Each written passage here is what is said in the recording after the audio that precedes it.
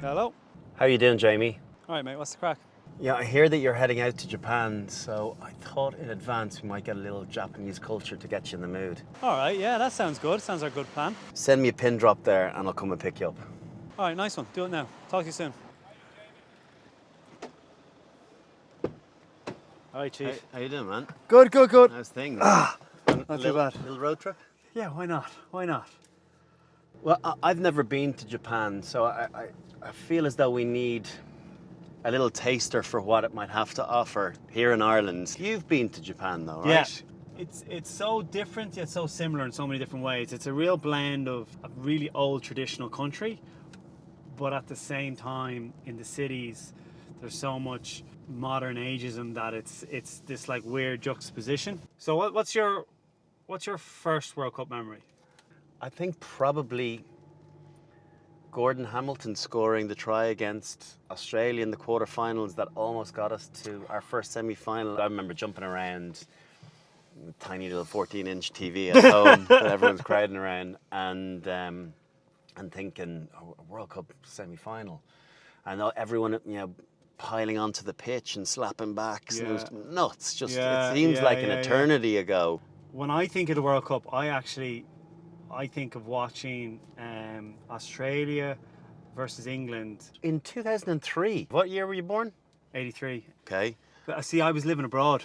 Okay, fine. So We'll give you a pass on that. Okay. And I just remember watching that final and seeing, because I always thought like an Australia or New Zealand or South Africa that kind of wins, and to see that script being changed was like in a weird way quite inspiring for me as a kind of a younger player trying to break through at the time. I remember getting my first World Cup try, but we were playing against USA, and there was a guy called Grobbelaar who was playing in the centre. I've never heard of him before or since. But I remember thinking, I'm out of my depth here.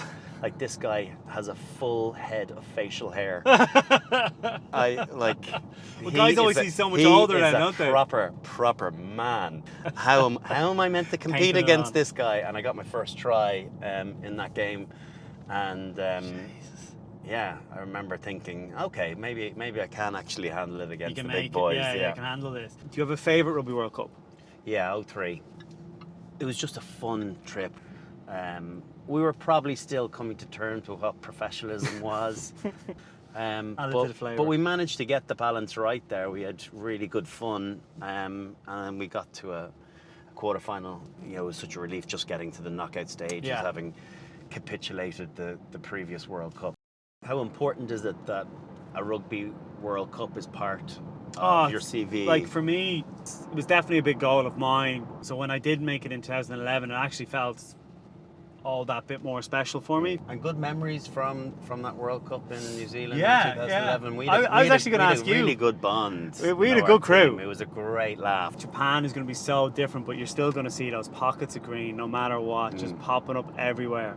And what a better is there a better place than going to Japan for the tournament to experience this, on a brand new level in front of, how exciting it is to go to a new market and show them what the values of the game are about. Show them on scale that, like, the smallest person on the field, if it's the referee, for example, holds the most power on the field, and like you don't say boo diddly to him. But that's ingrained from the grassroots all the way through up, and I love that tradition. So Ireland play Japan on the 28th of September. Should they be worried?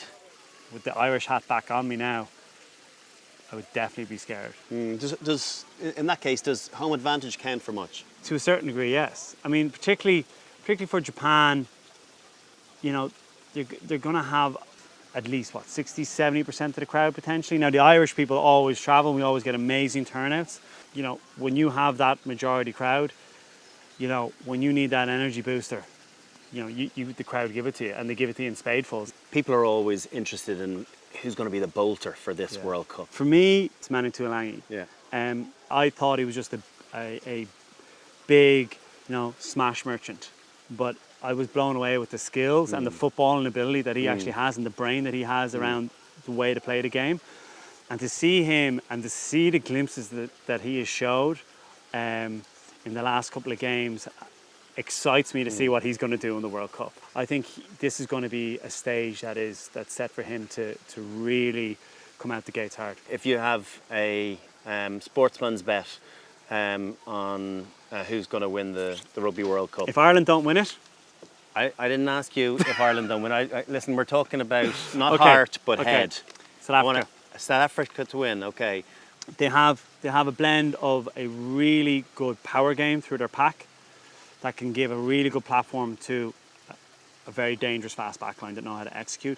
And second to that, I think what Razzie's done in building out, we talk about building depth of squad, building out that squad, that they can have two different teams effectively. That hasn't been there for South Africa for a long time. Who are you saying? I'm going to go with England. I just think that I feel as though what they have shown over the course of the last 7 or 8 months and how they're building even this summer, I just have been incredibly impressed with their ability to mix their game up, their ability to play with sleight of hand, particularly amongst their tight five and their forwards. I just think that's a new dimension brought to their games, and I just fancy that they've got the firepower. They'll need a little bit of luck, but they've got the firepower to get this done.